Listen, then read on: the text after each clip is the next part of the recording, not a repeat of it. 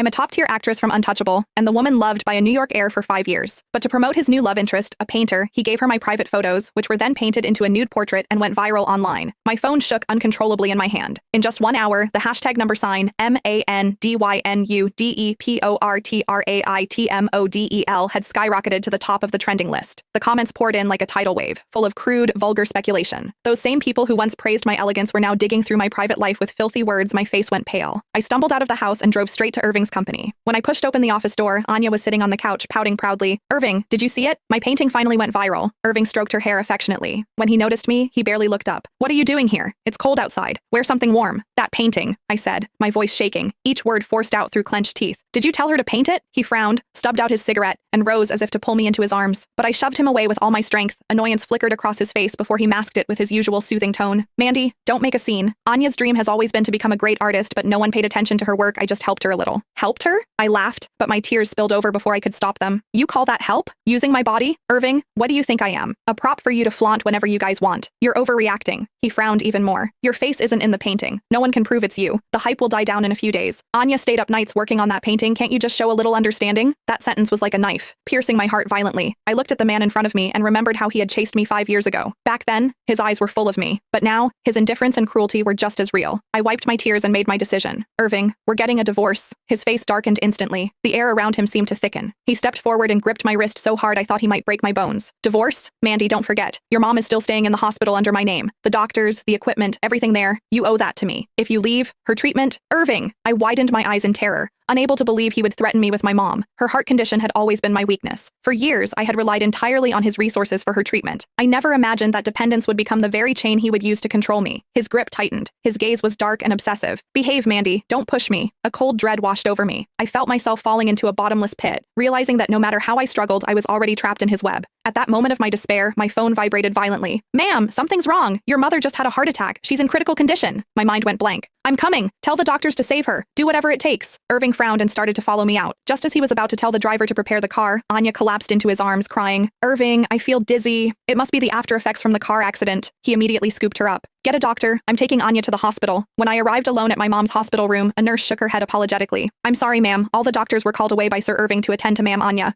Your mother missed the critical treatment window." My knees buckled. I fell to the floor, staring blankly toward the doorway. There, Irving was helping Anya out of a room, murmuring, "Good thing it was just low blood sugar." Not a single trace of concern for my mother showed on his face, only care and tenderness for his other woman. At that moment, I swore. The last spark of love I had for him died completely.